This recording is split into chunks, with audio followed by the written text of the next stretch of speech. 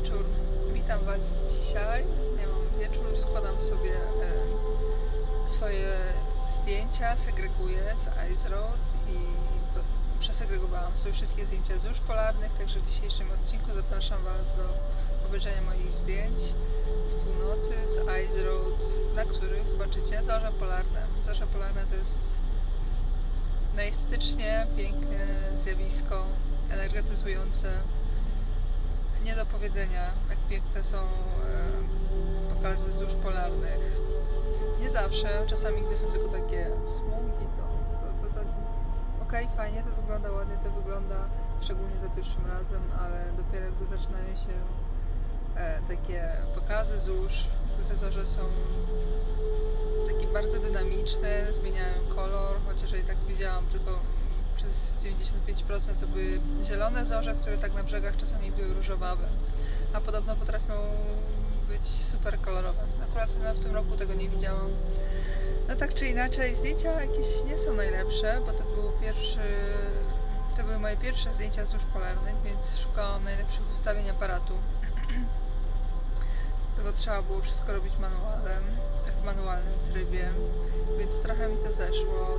Dodatkowo zdjęcia zawsze były praktycznie robione na wariata, no bo ja byłam absolutnie zawsze w drodze.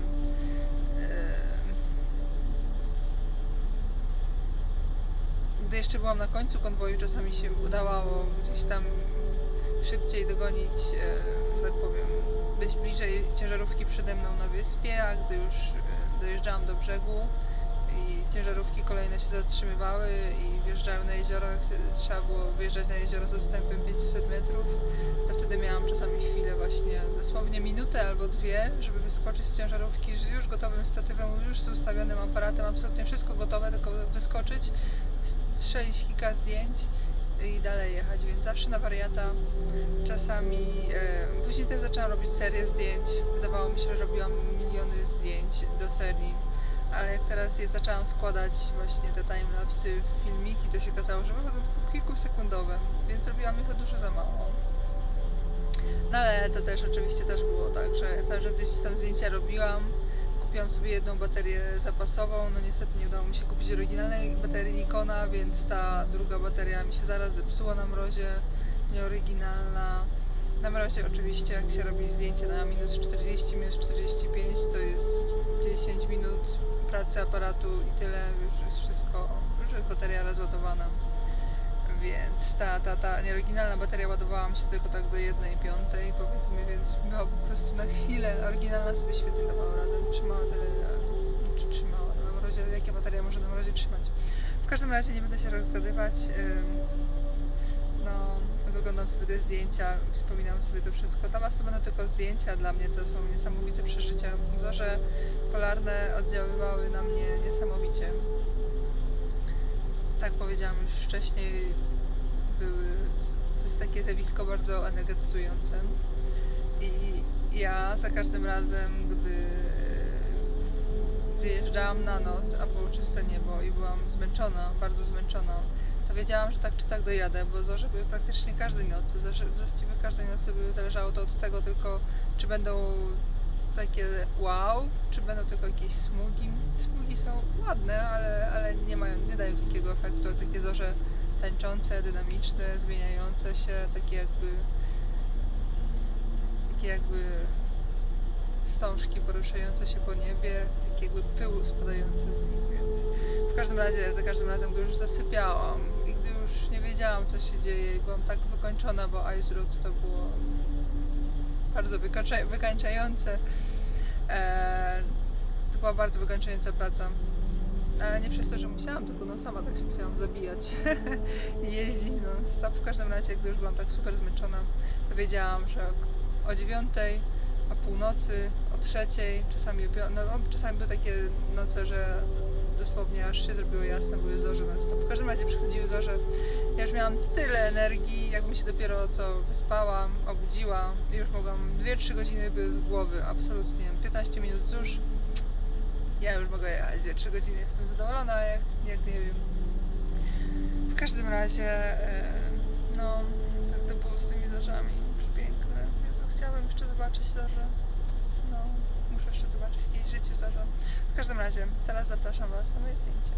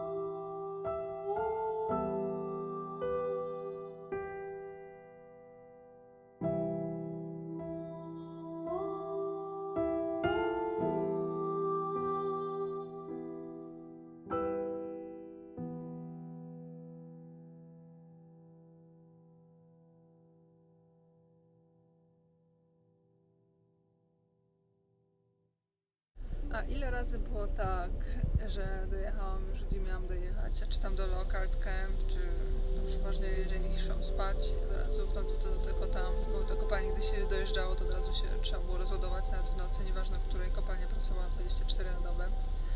W każdym razie dojeżdżałam gdzieś i wtedy się okazywało, że wyskakiwały piękne zorze, więc ja szybko rozkładałam statyw i tak dalej, i wtedy wyskakiwałam na zewnątrz i tego zorze akurat pokaz się kończył. O, zorze to takie też trwały minutę, dwie i tyle. Czasami dłużej, to zależało zawsze. Każdy wieczór był inny, każda noc była inna w każdym razie. Czasami było tak, że już dojeżdżałam gdzieś, były takie przepiękne zorze, a ja miałam jeszcze 5-10 minut i nie było szansy się zatrzymać. I tak płakałam, tak się modliłam, żeby tylko te zorze znowu się pojawiły, bo one tak się pojawiały na minutę, dwie, wtedy ginęły, były takie bardzo gdzieś tam słabe, leciutkie gdzieś tam na niebie cały czas, raz z jednej, raz z drugiej strony i wtedy się znowu pojawiały po 15 minutach czy po dłuższym czasie. Ja tak zawsze się modliłam, że jak dojadę, to żeby te zorze jeszcze były. No i czasami bywało tak, że właśnie, że dojeżdżałam i akurat zorze były, więc się ubierałam, nie wiadomo jak, w te swoje wszystkie pancerne rzeczy arktyczne, w cały swój pakiet arktyczny. Buty na 100 stopni, wiecie, te ubrania, wszystkie tak dalej, kombinezon. chodziłam, robiłam serię zdjęć i wtedy te zorze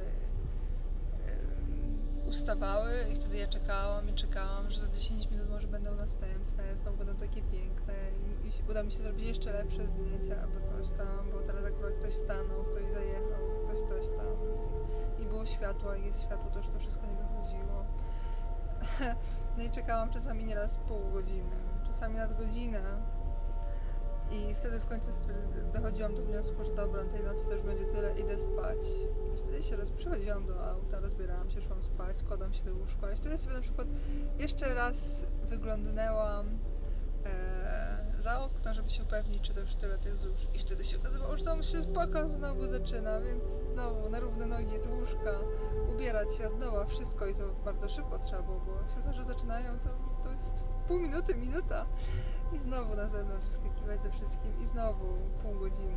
Czasami to 3 godziny traciłam ze swojego snu na zdjęcia, na zorze właśnie, które czasami przychodziły, czasami nie. No. Ale było przepięknie, absolutnie przepięknie. Życzyłam doświadczenia tego zjawiska, doświadczenia na sobie, na własnej skórze, bo to nie chodzi tylko... Zorze to nie jest tylko to, co się widzi, ale to jest to, co też to się czuje, bo zdecydowanie to jest taka energia spadająca na człowieka, którą się odczuwa. Więc ta wizualna część zórz to jest tylko jakaś połowa, powiedziałabym, całego tego zjawiska. No Jezu. Ice Road to była przepiękna przygoda. Piękne lody. Zresztą mam też dla Was film, gdzie Wam pokazuję lód, jeziora, ale niebo na Ice Road, słońce na północy, a z tego też jeszcze osobny film zrobię. W każdym razie dobrze, nie będę się rozgadywać dalej. Dziękuję Wam za uwagę bardzo. No i do zobaczenia w kolejnym odcinku. Cześć!